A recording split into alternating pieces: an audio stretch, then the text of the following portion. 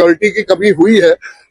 मेरे पिताजी को भी मेरे पिताजी ने भी जब गुजरने से पहले सिक्योरिटी की मांग की थी, मगर उनकी सिक्योरिटी बढ़ाई नहीं गई थी। शायद से अगर वो मांग उनकी पूरी हो गई होती तो आज वो हमारे बीच में होते।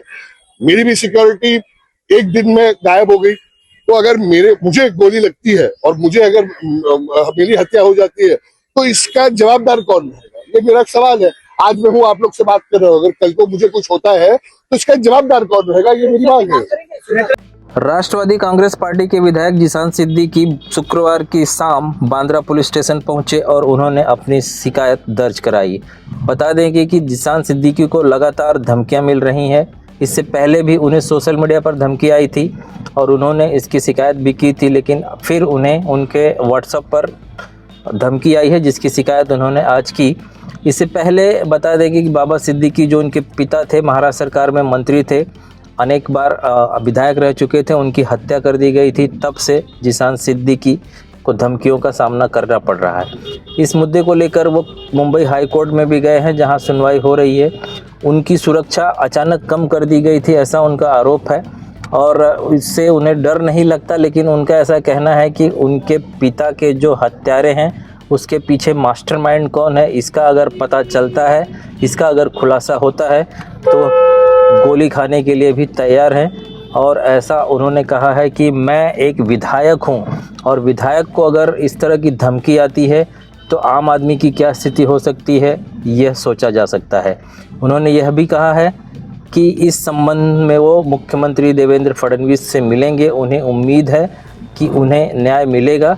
साथ ही उन्होंने यह भी विश्वास जताया है कि कोर्ट से भी उन्हें न्याय मिलने की उम्मीद है।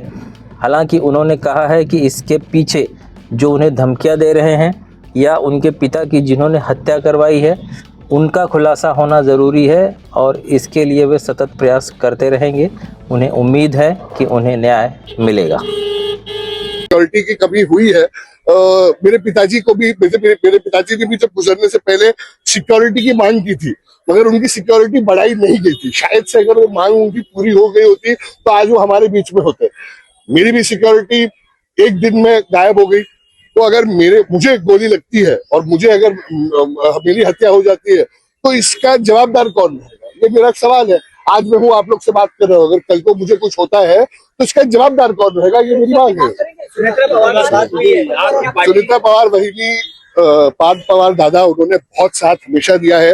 अभी भी मैं पार्थ दादा से बात किया, उन्होंने भी बोला कि बहिनी साहब ने सीएम साहब से बात की और उसके बाद पुलिस से भी बात की और उनका सपोर्ट है, इसलिए आज मैं हूँ इधर। और मुझे यकीन है कि मुझे और मेरे परिवार को न्याय मिलेगा। सुरक्षा की मांग तो मैं कितने महीनों से कर रहा हूँ। नवंबर में मेरी सुरक्षा हटाई गई थी और मुझे लगता है नवंबर से अगस्त आज 7-8 महीने हो गए हैं। हर बार चिट्ठी लिखा हूँ, धमकी आने पर भी मेरी सुरक्षा नहीं बढ़ाई जा रही है। तो शायद से अभी क्या होगा अभी मुझे नहीं पता, मगर देखिए आज बांद्रा पुलिस स्टेशन में मेरी मुलाकात हुई सीनियर से और मैंने एक एमसी लिखाई है। मैं देश में नहीं था, बाहर गाँव था, जब मुझे एक पोर्चुगल के नंबर से एक वॉइस नोट आया, जिसमें मुझे लगता है आप लोग ने वॉइस नोट तो सुना ही था कि लोग उस शख्सियत ने मुझे धमकी दी कि नहीं, मैं तुझे मारूंगा, तुम्हारे पिताजी की तरह तुम्हें भी मारूंगा। इससे पहले सोशल मीडिया में भी एक वॉइस नोट, अलग सी वॉइस नोट वायरल हुई थी। तो ये बहुत हैरानी की बात है, क्योंकि मेरे पिताजी को जब गोली लगी थी 12 अक्टूबर 2024 में, तो उसके भी 3-4 महीने पहले हम जब परिवार पूरा हम देश के बाहर थे, तब एक अफवाह उड़ी थी कि हमारे घर पे फायरिंग हुई है। वो अफवाह का क्या हुआ मुझे नहीं पता, मतलब 2-3 महीने बाद मेरे पिताजी को गोली लगी, मगर मेरे पिताजी की भी सिक्योरिटी बढ़ाई नहीं गई थी। दुर्भाग्यपूर्ण ये बात है कि आज भी मेरे पिताजी को गोली लगने के बाद मुझे इतने थ्रेट्स आए हैं, फिर भी मेरी सिक्योरिटी हटाई गई है। इसके बारे में भी मैंने मुख्यमंत्री साहब और देवेंद्र भारती जी से बात की है, पर आए दिन रोज थ्रेट्स आते रहते हैं। और कोइंसिडेंस की बात है या क्या बात है कि जब भी हमारे जो रिट पिटिशन है, मेरी मम्मी ने जो रिट पिटिशन कोर्ट में दाखिल किया है, उसकी अगर तारीख आती है तो ही हमें ये धमकी आती है। तो मुझे लगता है जो स्पेसिफिक बिल्डर लॉबी है, जो बुजदिल बिल्डर लॉबी है, वो अपने बुजदिल लोगों के माध्यम से जो थ्रेट्स भेज रही है, ये उनका ही काम है। मगर इन चीजों से मैं कभी नाक पे पहले भी डरा था, मैं अब भी डरता हूँ। मगर एक काम है पुलिस को इत्तला करने का, अभी उनकी जिम्मेदारी है कि वो सुरक्षा बढ़ाए नहीं बढ़ाए, जो है वो भी हटा देवे, वो उनके ऊपर है। अगर मुझे गोली लगती है कल को, इसके बाद अगर मुझे गोली लगती है और मेरी गोली लगने के बाद अगर मेरे पिताजी के जो पीछे के खून के पीछे जो मास्टरमाइंड है उसका खुलासा होता है, तो मुझे गोली खाने में भी कोई दिक्कत नहीं है। क्योंकि इतना होने के बाद भी जो मेरे पिताजी के मास्टरमाइंड थे उनको इन्वेस्टिगेट भी नहीं किया गया था, और जब भी अभी डेट आती है तो मुझे धमकी आती है। मैं सिर्फ मेरी माँ और बहन के लिए डरता हूँ, मतलब डरता हूँ, मतलब उनको भी कोई डर नहीं किसी को भी। मगर जो है इस देश में, अगर मैं एक विधायक के तौर पर अगर हूँ और मुझे ऐसी धमकियां आती है तो ये थोड़ी दुर्भाग्यपूर्ण है।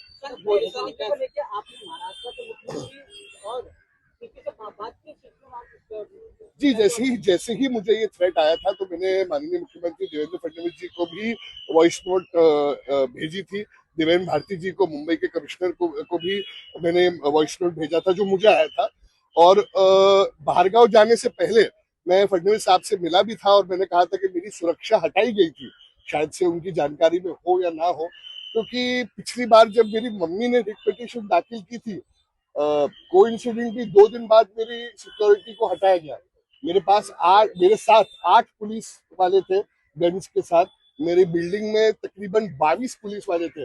मगर जिस दिन मेरी मम्मी ने रिट पिटीशन फाइल किया कोर्ट में, उसके 2 दिन बाद 22 के 22 सिक्योरिटी को हटाया गया और 8 में से 7 को पुलिस वालों को निकाला गया। तो तभी मैंने ये प्रश्न पूछा था कि क्या एक दिन में मेरे थ्रेट्स इतने कम हो सकते हैं या ये राजनीति का कुछ है। देखिए, आप और मैं, आप मीडिया का काम करते हो, लोगों को दिखाने का काम करते हो, मैं जनता का प्रतिनिधि हूँ। मगर एक ना एक दिन सबसे ऊपर हमें भगवान और अल्लाह से मुलाकात करनी है और उनके बाद जवाब देना है। मेरे पिताजी के साथ जो हुआ मेरे ऑफिस के सामने हुआ, और मेरे पिताजी की मृत्यु के 2 हफ्ते बाद में उसी ऑफिस से मैंने अपना काम शुरू किया। तो उस दिन मेरे पिताजी के साथ जो हुआ, जो उनकी हत्या हुई, उस दिन एक ऐसा मेरे अंदर का जीशान तो उसी दिन मर गया था। तो मुझे किसी चीज का डर नहीं है। मैं यही चाहता हूं कि मेरे पिताजी को जिसने मारा था और वो मास्टरमाइंड जो लोग थे उनका खुलासा हो और मुझे न्याय मिले। जरूर मुख्यमंत्री साहब से भी मुलाकात करूंगा। कुछ चीजें हैं जो शायद से उनकी भी जानकारी में नहीं हो है, और उस चीजों के बारे में मैं उनको इत्तला करना चाहूंगा।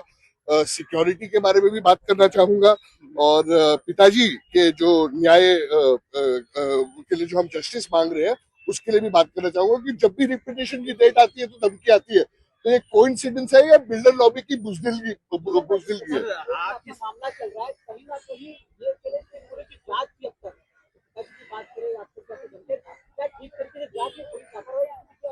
देखिए, जांच के बारे में तो मैंने पहले भी कहा है और अब भी कहता हूं कि मैं और मेरा परिवार जांच से खुश नहीं है। क्योंकि हमने बहुत सारे लोगों का नाम किया था और उन लोगों को आपने इन्वेस्टिगेट भी नहीं किया। कभी कोई अगर खुदकुशी भी करता है तो देखा जाता है कि उसने पिछले 24 घंटे 48 घंटे में किस किस से फोन पे बात किया था। मेरे पिताजी का तो मर्डर हुआ है, फिर भी उन्होंने किस किस से बात किया था उससे उन लोगों का इन्वेस्टिगेशन नहीं हुआ है। तो ये चीज क्यों हुई है, किसको बचाने की कोशिश कर रहे हैं। और ये जो बिल्डर लॉबी है जो अपने फायदे के लिए गरीबों का हक मारना चाहती है, और अभी बड़े बड़े बातें करती है, बड़े बड़े बोर्ड उनके सब जगह लगते हैं, बड़ी बड़ी शादियां खुद करते हैं, या जो भी है उनका खुलासा जरूर होगा, क्योंकि ऊपर वाले पे मुझे भरोसा है।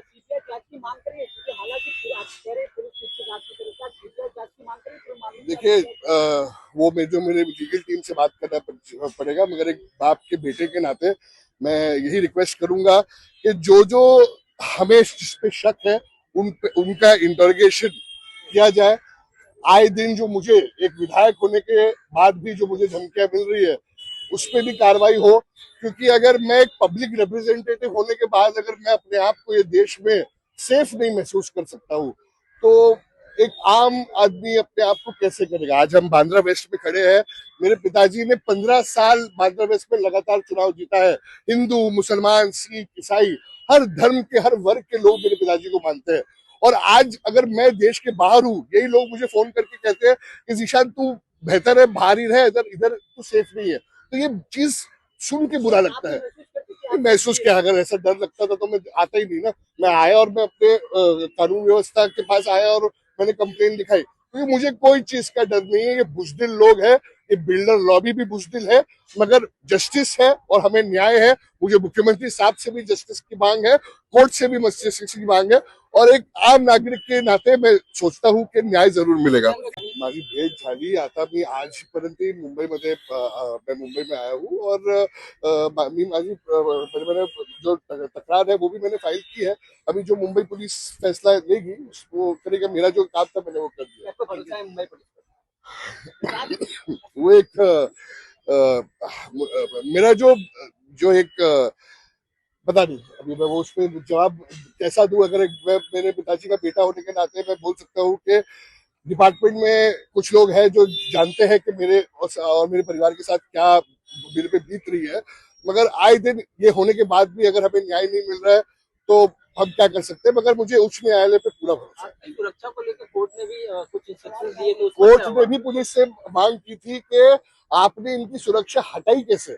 मेरे पिताजी को मेरे ऑफिस के सामने गोलियों से मारा जाता है, उसके बाद मुझे आए दिन रोज धमकियां मिलती है, और मेरी पुलिस सुरक्षा बढ़ाने को हटा के मेरी रिट पिटिशन जब का डेट आता है तो मेरी पुलिस सुरक्षा कम की जाती है।